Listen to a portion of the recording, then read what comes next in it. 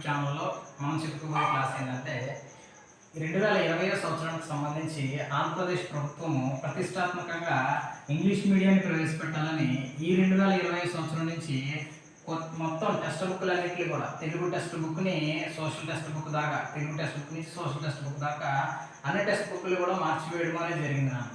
అయితే దీనికి సంబంధించి చాలామందికి ఏ క్లాసెస్ నుంచి టెక్స్ట్ బుక్లు మార్చారు, అన్ని క్లాసులో మార్చారా లేదా కొన్ని క్లాసులు మార్చారా లేదంటే జస్ట్ మోడర్న్ చేసి వదిలేసారా, పాఠాలు ఏమైనా మారినాయా అని చెప్పి ఇలాంటి చాలా సందేహాలు ఉన్నాయన్న.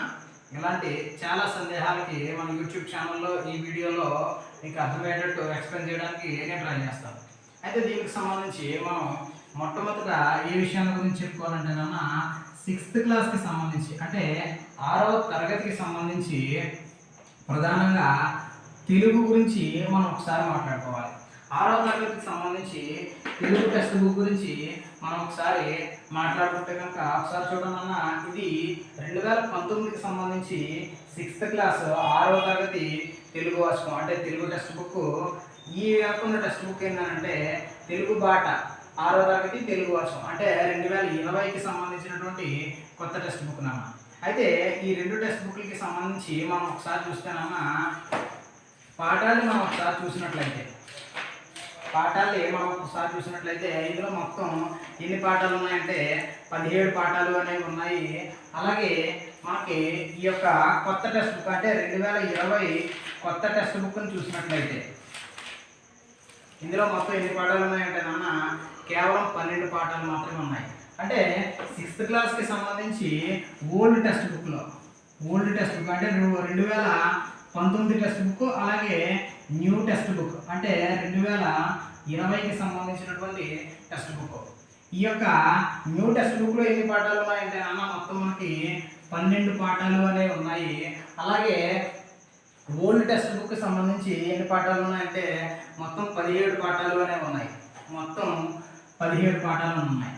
అయితే ఎక్కువ మందికి ఉండే అపోహ ఏంటంటే అన్న ఇంగ్లీష్ మీడియానికి సంబంధించి ఇంగ్లీష్ని డెవలప్ చేయడానికి గాను ఈ యొక్క తెలుగు పాఠాలని తగ్గించడం వల్లే జరిగింది, కానీ కొత్త పాఠాలు ఏమీ లేవని చెప్పి చాలామంది అపోహపడుతున్నారు అన్న. అదైతే ఖచ్చితంగా తప్పు. ఎందుకు తప్పు అంటే మీరు ఒకసారి చూసినట్లయితే ఇక్కడ పూర్తిగా పాఠాలన్నింటినీ కూడా మార్చివేయడం జరిగింది. అయితే ఒకసారి చూడండి అన్న, ఇక్కడ మనకి 5వ పాఠం ఏంటంటే మన మహనీయులు అనే పాఠం, అలాగే సుభాషితాలు అని చెప్పి మరొక పాఠం కూడా ఉంది అన్న. 6వ పాఠం సుభాషితాలు. మరి ఈ రెండు పాఠాలు ఓల్డ్ టెక్స్ట్ బుక్లో కూడా ఉన్నాయి కదా అని చెప్పి మనం అనుకోవచ్చున్నాను. అయితే ఇక్కడ విషయం ఏంటంటే ఫస్ట్ పాయింట్ మనకి ఓల్డ్ టెక్స్ట్ బుక్ నుంచి న్యూ టెక్స్ట్ బుక్ వచ్చేసరికి పాఠాలు అనేవి తగ్గించాడు. ఇది ఫస్ట్ పాయింట్. అయితే మరి తగ్గించాడా పూర్తిగా మార్చేశాడా అంటే కనుక పూర్తిగా మార్చేశాడనే చెప్పాలన్న. పూర్తిగా చేంజ్ చేయడం అనేది జరిగింది. కేవలం పాఠాలు మాత్రమే తగ్గించలేదు, పూర్తిగా మార్చివేయడం అనేది జరిగింది. మరి కామన్గా పాఠాలు ఉన్నాయి కదా, ఏ పాఠాలు? మన మహనీయులు అలాగే సుభాషితాలు అనే పాఠాలు అనేవి. ఇక సుభాషితాలు అది చూడండి అన్న, మన మహనీయులు సుభాషితాలు అనే పాఠాలు ఈ యొక్క old text book new text బుక్లో కామన్గా ఉన్నాయి. అయితే ఇక్కడ నేను చెప్పే విషయం ఏంటంటే అన్న కేవలం పాఠం పేర్లు మాత్రమే కామన్గా ఉన్నాయి, కానీ పాఠాలు కామన్గా లేవు. ఎందుకనంటే ఒక ఉదాహరణకి సంబంధించినంత వరకు మనం తీసుకున్నట్లయితే మన మహనీయులు అని చెప్పి మనకు ఒక పాఠం ఉంది నాన్న ఓల్డ్ టెక్స్ట్ బుక్లో. ఆ ఓల్డ్ టెక్స్ట్ బుక్లో అంటే 6వ తరగతి తెలుగు ఓల్డ్ టెక్స్ట్ బుక్లో మన మహనీయులు అనే పాఠంలో ఎవరెవరి గురించి ఇచ్చాడు అని అంటే కన్నెగంటి హనుమంతు గురించి అలాగే ఉయ్యాలవాడ నరసింహారెడ్డి గురించి మనకు ఒకసారి చూసుకున్నట్లయితే నాన్న 6వ తరగతి తెలుగు పాఠ్య పుస్తకం మన మహనీయులు అనే పాఠంలో పాత టెక్స్ట్ బుక్లో ఎవరెవరి గురించి ఇచ్చాడంటే కన్నెగంటి హనుమంతు గురించి ఉయ్యాలవాడ నరసింహారెడ్డి గురించి ఇవ్వడం అనేది జరిగింది. మరి ఈ యొక్క ఓల్డ్ టెక్స్ట్ బుక్లో ఇదే పాఠాన్ని ఇచ్చాడు. ఈ పాఠంలో ఎవరి గురించి ఇచ్చాడు అని అంటే కనుక మనకి శంకరంబాడి సుందరాచార్య గారి గురించి అలాగే పెంగళి వెంకయ్య గురించి పింగళి వెంకయ్య గురించి ఇవ్వడము అనేది జరిగింది నాన్న. మనకి ప్రతిజ్ఞ రచించిన పైడిమర్రి వెంకట సుబ్బారావు, పైడిమర్రి వెంకట సుబ్బారావు గారి గురించి ఇవ్వడం అనేది జరిగింది. అయితే ఇక్కడ విషయం ఏంటంటే నాన్న, ఈ యొక్క 6వ తరగతి తెలుగు టెక్స్ట్ బుక్ సంబంధించి ఓల్డ్ టెక్స్ట్ బుక్లో ఎవరి గురించి ఇచ్చాడు? కన్నెగంటి హనుమంతు మరియు ఉయ్యాలవాడ నరసింహారెడ్డి గురించి ఇచ్చాడు. కానీ కొత్త టెక్స్ట్ బుక్లో ఎవరి గురించి ఇచ్చాడంటే పింగళి వెంకయ్య గారి గురించి, పైడిమల్లి వెంకట సుబ్బారావు గారి గురించి, అలాగే శంకరంబాడి సుందరాచార్య గురించి ఇవ్వడం జరిగింది. ఇక్కడ చూడండి అన్న, మీరు పాఠాలు ఒకటే కదా అని చెప్పి భ్రమపడితే ఖచ్చితంగా నష్టపోతారు. మరొక విషయం, ఇక్కడ సుభాషితాలు అనే పాఠం ఓల్డ్ టెక్స్ట్ బుక్లోనే ఉంది, న్యూ టెక్స్ట్ బుక్లో కూడా ఉండడం జరిగింది. అయితే ఒక విషయం ఏంటంటే నాన్న, ఇక్కడ ఓల్డ్ టెక్స్ట్ బుక్లో ఉన్నటువంటి పద్యాలు వేరు, కొత్త టెక్స్ట్ బుక్లో ఉన్నటువంటి పద్యాలు వేరు. అంటే ఇక్కడ విషయం ఏంటంటే, ఒకటి మనకి పాఠాల సంఖ్య అనేది తగ్గించాడన్న మాట నిజమే, 2 కామన్గా పాఠాలు అన్నమాట నిజమే. కానీ ఆ పాఠాలు అవే కంటెంట్తో లేవు, కొత్త కంటెంట్ని మార్చడము అనేది జరిగింది. కాబట్టి నేను మీ అందరికీ ఇచ్చే సలహా ఏంటంటే నాన్న, టెక్స్ట్ బుక్లకు సంబంధించి కొత్త టెక్స్ట్ బుక్లు అన్నింటినీ కూడా మళ్ళీ చదవండి, నష్టమైతే లేదు. ఒకవేళ పాత పాఠమే ఉన్నట్లయితే మీకు ఏమవుతుంది? మహా అయితే రివిజన్ అవుతుందే కానీ మీరు నష్టపోయేది ఏముండదుగా. సో కాబట్టి పాఠాలన్నింటిలో కూడా ఖచ్చితంగా కొత్త టెక్స్ట్ బుక్లు అన్నింటిలో కూడా గ్యాదర్ చేసి, లేదా పీడిఎఫ్లో లింకులు కూడా ఉన్నాయి కాబట్టి వాటిని డౌన్లోడ్ చేసుకొని చదవడం చేయండి, కానీ నిర్లక్ష్యం మాత్రం చేయొద్దు నాన్న.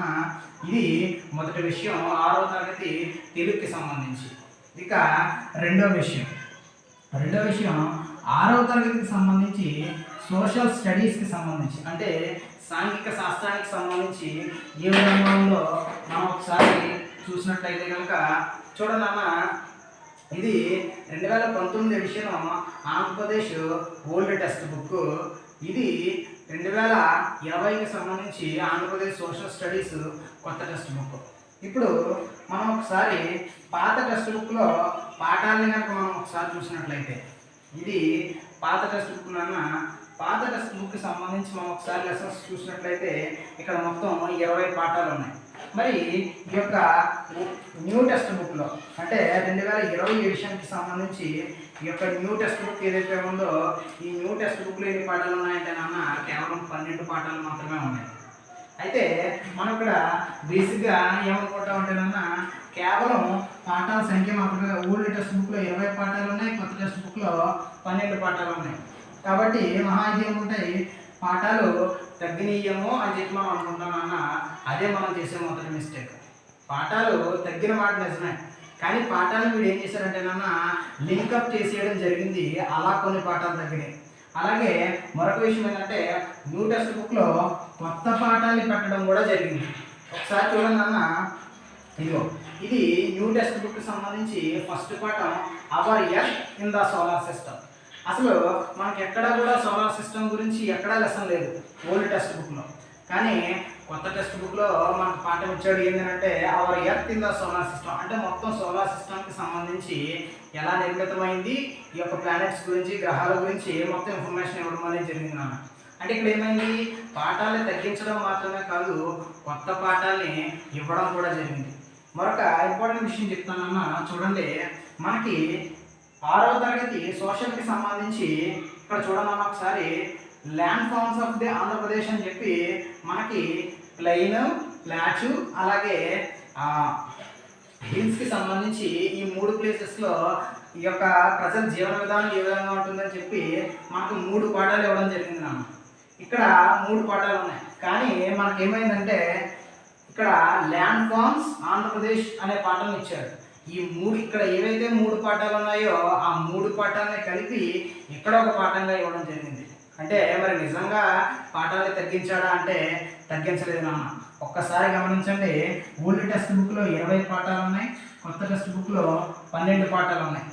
అయితే పాఠాలు తగ్గినాయి కదా అని మీరు సంబరపడితే తప్పు అవుతుంది. ఎందుకంటే మనకి అస్సలు పరిచయం లేని hour earth in the solar system అని చెప్పి కొత్త పాఠాన్ని ఇవ్వడం అనేది ఫస్ట్ పాయింట్. అయితే మనకి ఓల్డ్ టెక్స్ట్ బుక్లో ఓల్డ్ టెక్స్ట్ బుక్లో మైదాన ప్రాంతము, పీఠభూమి ప్రాంతము, పర్వత ప్రాంతము అని చెప్పి 3 ప్రాంతాల్లో ప్రజల జీవన విధానం ఎలా ఉంటుందని చెప్పి 3 పాఠాలు ఇస్తే ఆ 3 పాఠాలని కలిపి ఇక్కడ న్యూ టెక్స్ట్ బుక్లో ల్యాండ్ ఫార్మ్స్ ఆంధ్రప్రదేశ్ అని చెప్పి కేవలం ఒక పాఠాన్ని మాత్రమే ఇవ్వడం అనేది జరిగిందన్న. సో దీన్ని బట్టి అర్థం చేసుకోండి, ఇక్కడ మనం కొత్త టెక్స్ట్ బుక్ని నిర్లక్ష్యం చేయడానికి కానీ తక్కువ అంచనా వేయడానికి కానీ ఎట్టి పరిస్థితుల్లో అవకాశము అనేది ఇవ్వకూడదు. ఖచ్చితంగా కొత్త టెక్స్ట్ బుక్లందరినీ మళ్ళీ చదవండి.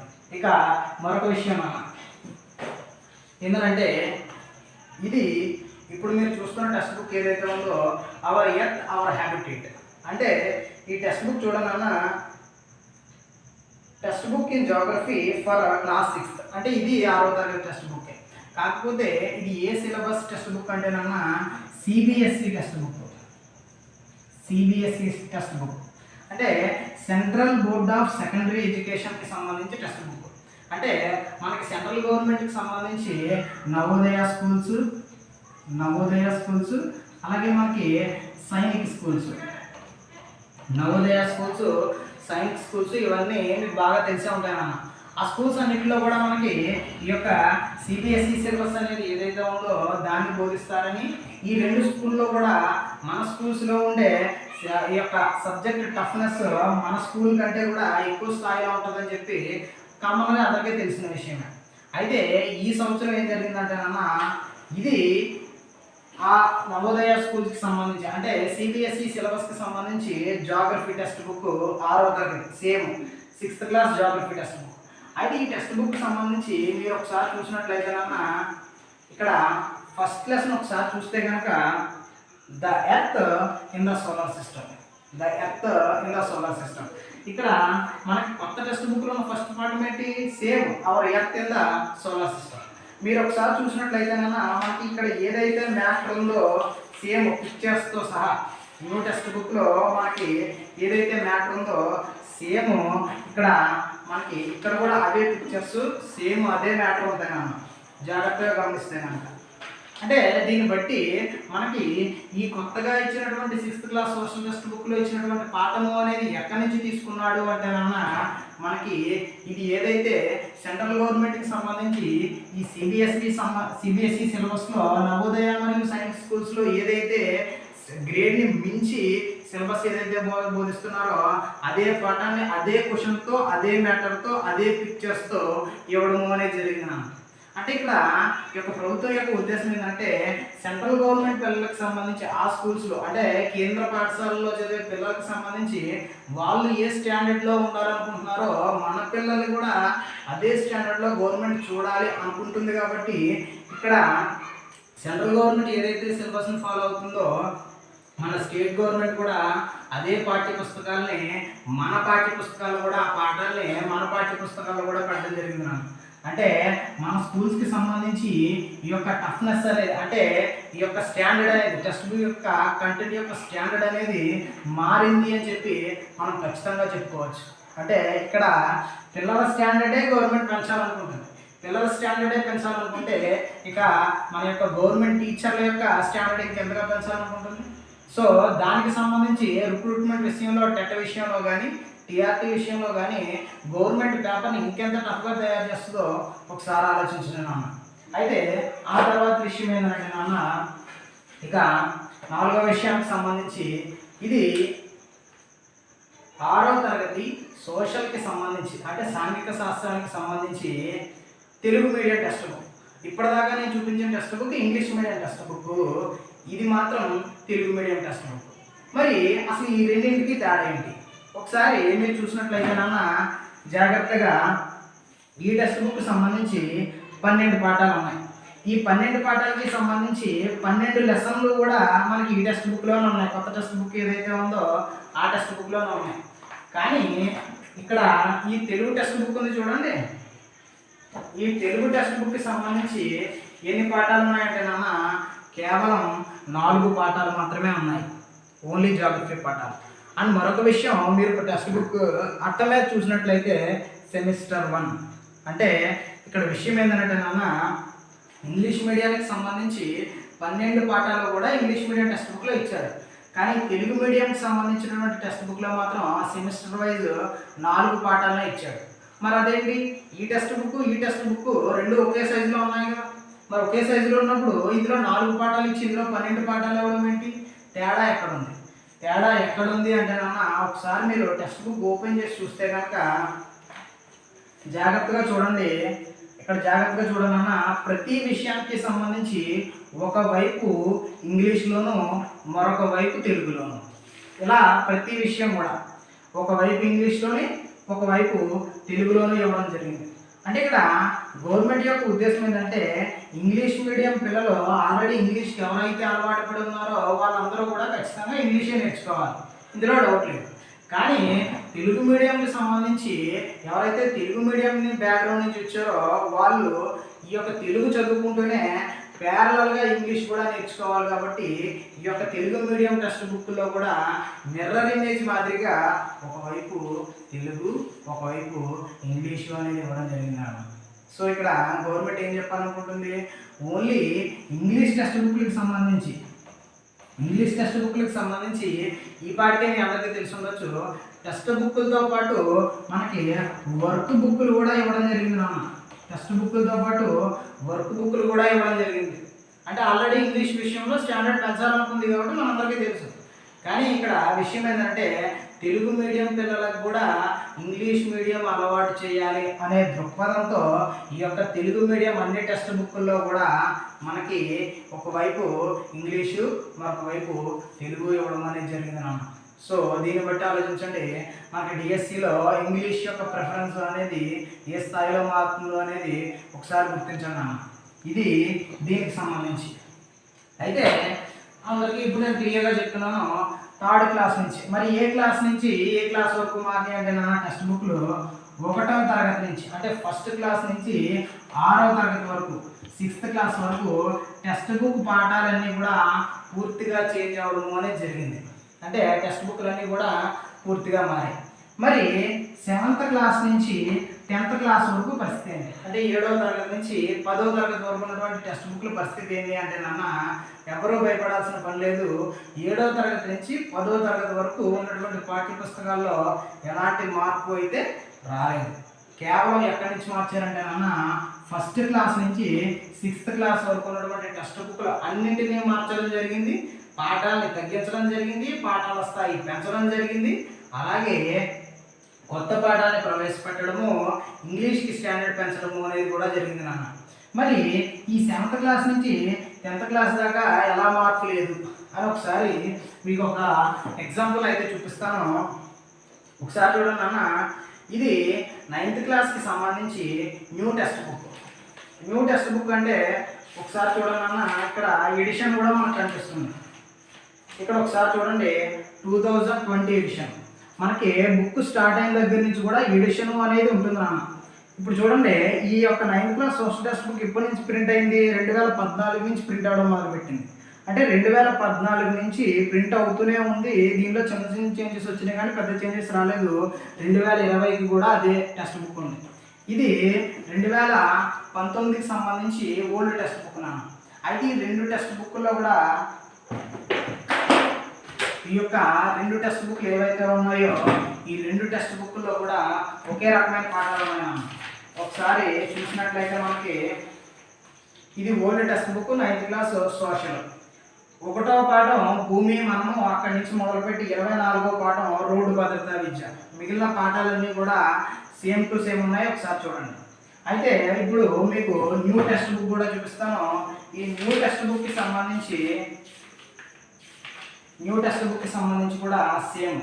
1వ పాఠం భూమి మనం దగ్గర మొదలుపెట్టి ఇలా పాఠాలన్నీ పూర్తి చేసుకొని 24వ పాఠం రోడ్డు భద్రతా విద్య. అంటే ఈ యొక్క ఓల్డ్ టెక్స్ట్ బుక్ అంటే 2019కి 2020కి సంబంధించి 7వ తరగతి నుంచి 10వ తరగతి వరకు ఉన్నటువంటి పాఠ్య పుస్తకాల్లో ఎలాంటి మార్పు అనేది అయితే రాలేదు. సో ఎవరు భయపడాల్సిన పని అనేది లేదు నాన్న. మరి ఎక్కడి నుంచి మార్చాడు అంటే కేవలం 1వ తరగతి నుంచి 6వ తరగతి వరకు మాత్రమే మార్చడం అనేది జరిగింది. ఒకసారి మనం చూసినట్లయితే అయితే ఈ యొక్క న్యూ టెక్స్ట్ బుక్లకు సంబంధించి అసలు వాటి యొక్క నిర్మాణం అనేది ఈ విధంగా జరిగింది. మనం ఒకసారి చూసినట్లయితే కనుక నాన్న 6th క్లాస్కి సంబంధించి ఈ యొక్క సోషల్ టెక్స్ట్ బుక్కి సంబంధించి నిర్మాణం అనేది ఏ విధంగా జరిగింది, ఈ కొత్త టెక్స్ట్ బుక్ల ద్వారా ఎలాంటి కార్యక్రమాలు నిర్వహించాలనుకున్నారో ఒకసారి మనం చూసినట్లయితే కనుక మొట్టమొదటిగా మనకి ప్రతి సంవత్సరం ఇచ్చే మాదిరిగానే ఉపాధ్యాయులందరికీ కూడా కరదీపికలు అందించడం అనేది జరిగింది అన్న. ఇది ప్రతి సంవత్సరం పాత విధానం ఉన్నప్పుడు కూడా జరిగే వ్యవహారం. అయితే విద్యార్థులకు సంబంధించి కొత్తగా వర్క్ బుక్లు ఇవ్వడం అనేది జరిగింది. పిల్లలకు వర్క్ బుక్లు అనేవి ఎందుకు ఇచ్చారంటే నాన్న పునశ్చారం చేసుకోవడానికి, అంటే చదివిన మళ్ళీ రివిజన్ చేసుకోవడానికి సంబంధించి విద్యార్థులకి వర్క్ బుక్లు అనేవి అందించడం అనేది జరిగింది. అయితే తల్లిదండ్రులకు సంబంధించి ఈ సంవత్సరం కొత్తగా కరదీపకులు అనేవి అందించానన్న. మరి తల్లిదండ్రులకి కరదీపకులు అందించాల్సిన అవసరం ఏంటి అంటే నూతన బోధనా వ్యూహాలు అనేవి తల్లిదండ్రులకు అవగతం కావడానికి, అంటే నూతన బోధనాభ్యసన వ్యూహాలు అనేవి తల్లిదండ్రులకి అవగాహన కావడానికి తల్లిదండ్రులకు కూడా కరదీపకులు అనేవి అందించడం అనేది జరిగింది నాన్న. అయితే రెండో విషయము, పాఠశాల అనేది మొదలైన తర్వాత ఈ యొక్క తొలి 2 నెలల్లో కూడా ఏ కార్యక్రమాలు నిర్వహించాలంటే మనం పాఠశాలలో సంసిద్ధత కార్యక్రమాలు అనేవి నిర్వహించాలి. అయితే మూడో అంశానికి వచ్చేసరికి మనకి ఈ యొక్క సిసిఏ అంటే కంటిన్యూస్ కాంప్రహెన్సివ్ ఎవాల్యుయేషన్ ఆధారంగా చేసుకుని పాఠ్య పుస్తకాలన్నింటిలో కూడా పాఠాలు అనేవి 6 ఇతివృత్తాలుగా నిర్మించబడ్డాయి అన్న.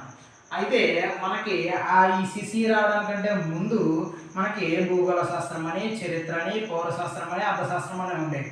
ఈ సిసి వచ్చిన తర్వాత అవి పోయి మనకి 6 ఇతివృత్తాలుగా ఈ యొక్క సాంఘిక శాస్త్ర పాఠ్యపుస్తకంలో పాఠాలు విభజించడం అనేది జరిగింది. ఈ 2020కి సంబంధించి కూడా సేమ్ టు సేమ్ అవే 6 ఇతివృత్తాలు కూడా కొనసాగిస్తున్నాం అన్నమాట.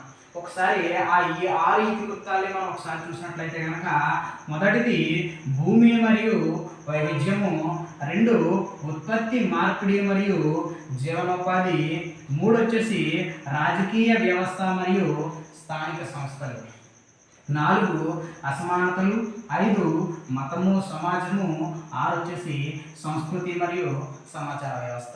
అంటే మనకి సిసిఏ వచ్చిన తర్వాత ఎలాంటి 6 ఇతివృత్తాలు ఉన్నాయో ఇప్పుడు కూడా అదే 6 ఇతివృత్తాలతో పాఠ్యాంశాలు నిర్మించడం అనేది జరిగింది నాన్న. ఇతివృత్తాల విషయంలో మాత్రం ఎలాంటి మార్పు అనేది జరగలేదు.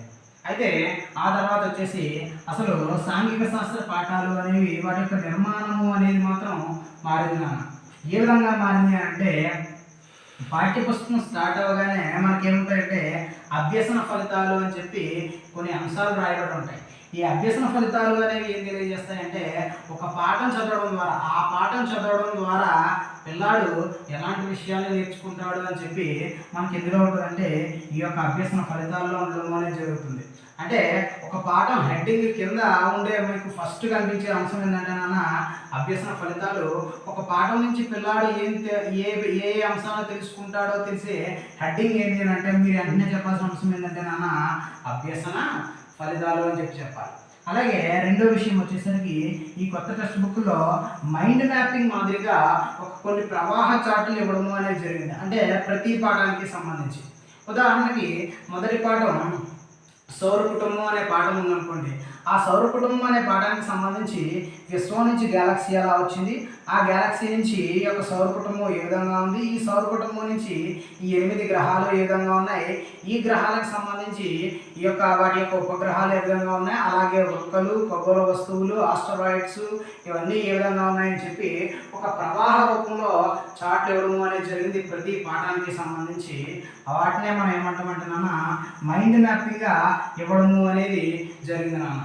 ఇక తర్వాత విషయం కొన్ని కృత్యాలకు సంబంధించి ఇవి చేద్దామని, అలాగే ఆ పాఠానికి సంబంధించి మరింత సమాచారాన్ని పిల్లలకు అందించడానికి సంబంధించి మీకు తెలుసా అనే హెడ్డింగ్ కింద పిల్లలకు సంబంధించి ఆ పాఠానికి మరింత నాలెడ్జ్ అందించడానికి మీకు తెలుసా అనే హెడ్డింగ్ కింద మరిన్ని వివరాలను అందించడము అనేది జరిగింది నాన్న. ఆ తర్వాత పిల్లల్ని ఆలోచింపజేసే విధంగా ఆలోచించండి, స్పందించండి అనే హెడ్డింగ్ కింద కొత్త ప్రశ్నలు అనేవి ఉన్నాయి. అలాగే పిల్లలు ఆ పాఠానికి సంబంధించి మరిన్ని కృత్యాలు చేయడానికి సంబంధించి ప్రయత్నించండి అనే హెడ్డింగ్ కింద కొన్ని కృత్యాలు ఇవ్వడము అనేది జరిగింది నాన్న. ఇక ఆ తర్వాత 7వది పదకోశము. ఆ పాఠంలో ఉన్నటువంటి కీలక పదాలన్నిటికీ సంబంధించి వాటి యొక్క నిర్వచనాలు ఇవ్వడము అనేది జరిగింది అదే పద కోసం. మనకి ఇదంతా కూడా కీలక భావనలు అనే పదంగా హెడ్డింగ్ కింద ఇవ్వడం జరిగేది. ఇప్పుడు మాత్రం మనకి పదకోశం అనే పేరుతో ఒక పదం ఇచ్చి ఆ పదం దేని తెలుపుతుంది. ఫర్ ఎగ్జాంపుల్ నీటి ఊట అనే పదం ఉంటే నీరు ఊరే ప్రదేశాన్ని నీటి ఊట అంటామని చెప్పి పదకోశం అనేది వాటిలో ఇవ్వడము అనేది జరిగింది నాన్న. ఇక ఆ తర్వాతకి సంబంధించి మీ అభ్యసనాన్ని మెరుగుపరుచుకుందాం. ఈ హెడ్డింగ్ కింద ఆ పాఠానికి సంబంధించి ప్రశ్నలు అన్నీ ఇవ్వడం అనేది జరిగింది. ఆ తర్వాత ఈ 2 అంశాలు మీకు బాగా తెలిసినవే. ప్రాజెక్ట్ పని అంటే ఆ పాఠానికి సంబంధించి ఏదైనా ప్రాజెక్ట్ చేయడానికి సంబంధించి, క్షేత్ర సందర్శన అంటే ఆ పాఠానికి సంబంధించి ఏదైనా ప్లానటోరియంని సందర్శించడం కానీ, అంటే ఆ పాఠానికి సంబంధించి ఇప్పుడు మనం పంటలు అనే పాఠాన్ని చెప్పుకున్నప్పుడు ఆ పంటలు ఉండే ప్రాంతానికి పొలానికి వెళ్ళి చేయడమే క్షేత్ర సందర్శన అవుతుంది. అదే మనం సౌర కుటుంబానికి సంబంధించి పాఠాలు చెప్పుకుంటే ఒక ప్లానటోరియంకి వెళ్ళి సందర్శించడానే క్షేత్ర సందర్శన అవుతుంది. ఈ విధంగా క్షేత్ర సందర్శన అని చెప్పి ఇవ్వడం అనేది జరిగింది నాన్న. ఈ విధంగా ఈ 10 అంశాలతో కూడా ఈ యొక్క నూతన పాఠ్య పుస్తకాల్లో ఈ యొక్క పాఠ్య అంశాల నిర్మాణము అనేది జరిగింది. ఇది ఈ యొక్క కొత్త టెక్స్ట్ బుక్లకు సంబంధించిన ఒక్కసారి అన్ని అంశాలని బ్రీఫ్గా చెప్తాను, గుర్తుపెట్టుకోండి. పాఠాలని తగ్గించాడన్న మాట నిజమే, కానీ కొత్త పాఠాలు పెట్టాడు. అలాగే ఒకే పేరుతో ఉన్న పాఠాలని మార్చడము అనేది జరిగింది. అలాగే ఇంగ్లీష్కి సంబంధించి ఇంగ్లీష్ మీడియం టెక్స్ట్ బుక్లో ఓన్లీ ఇంగ్లీష్లోనే పాఠాలు ఇచ్చాడు. తెలుగు మీడియంకి సంబంధించి తెలుగు మీడియం పిల్లలకు కూడా ఇంగ్లీష్ అలవాటు చేయడానికి గాను మిర్రర్ ఇమేజ్గా ఒకవైపు ఇంగ్లీషు ఒకవైపు తెలుగు, అంటే అదే పాఠానికి సంబంధించి అదే విషయం ఒకే పేజ్లో ఒకవైపు తెలుగులో ఉంటే ఒకవైపు ఇంగ్లీష్లో ఉండడము అనేది జరుగుతుంది నాన్న. సో తెలుగు మీడియం పిల్లలకు కూడా ఇంగ్లీష్ మీడియం అలవాటు చేయాలనుకున్నాడంటే ఇక డిఎస్సిలో, టీఆర్టీలో, టెట్లో ఇంగ్లీష్ స్టాండర్డ్ ఎలా ఉంటుంది అని చెప్పి మనం అర్థం చేసుకోవచ్చు. అలాగే సెంట్రల్ గవర్నమెంట్కి సంబంధించి స్కూల్స్లో ఉండే సిబిఎస్ఈ సిలబస్ పాఠాలని మన టెక్స్ట్ బుక్ల్లో యాసటీస్ క్వశ్చన్స్ బిట్స్తో సహా పెట్టాడు, పిక్చర్స్తో సహా పెట్టాడు. అంటే మన స్టాండర్డ్ కూడా వాళ్ళకి ఏ మాత్రం తగ్గకుండా ఉండాలని చెప్పి అదే పాఠాలు పెట్టడం అనేది జరిగింది అన్న. సో మన యొక్క స్టాండర్డ్ కూడా పెంచుకొని పిల్లల స్టాండర్డే పెంచాలనుకున్నాడు కాబట్టి టీచర్ స్టాండర్డ్ కూడా ఖచ్చితంగా పెంచాలనుకుంటాడు కాబట్టి ఈసారి ఉండే టీఆర్టీ టెట్లు అనేవి ఇంకా స్టాండర్డ్ అనేవి ఖచ్చితంగా పెంచుకుంటాయన్న. అలాగే మెయిన్ ప్రధాన విషయం ఏంటంటే ఫస్ట్ క్లాస్ నుంచి అంటే 1వ తరగతి నుంచి 6వ తరగతి వరకు టెక్స్ట్ బుక్లు అన్నింటినీ మార్చాడు. 7వ తరగతి నుంచి 10వ తరగతి వరకు టెక్స్ట్ బుక్లు మార్చలేదన్న. మరొక విషయం ఏంటంటే ఎక్కువ మందికి ఉండే అపోహ పెద్దగా మార్చలేదని. పెద్దగా మార్చకపోయినా సరే చదవండి, ఎందుకంటే పెద్దగా మార్చలేదు అదే పాఠం అనుకోండి ఏమవుద్ది, మహా అయితే ఒకసారి రివిజన్ అవుద్ది అంతే కదా. సో ఎవరు కూడా ప్రతి ఒక్కరు కూడా ఈ యొక్క న్యూ టెక్స్ట్ బుక్లన్నింటినీ చదవండి. అయితే ఈ న్యూ టెక్స్ట్ బుక్లకు సంబంధించి సాంఘిక శాస్త్ర పాఠాలన్నింటినీ కూడా ఈ యూట్యూబ్ ఛానల్లో అందించడం అనేది జరుగుతుంది. All of you, thank you so much.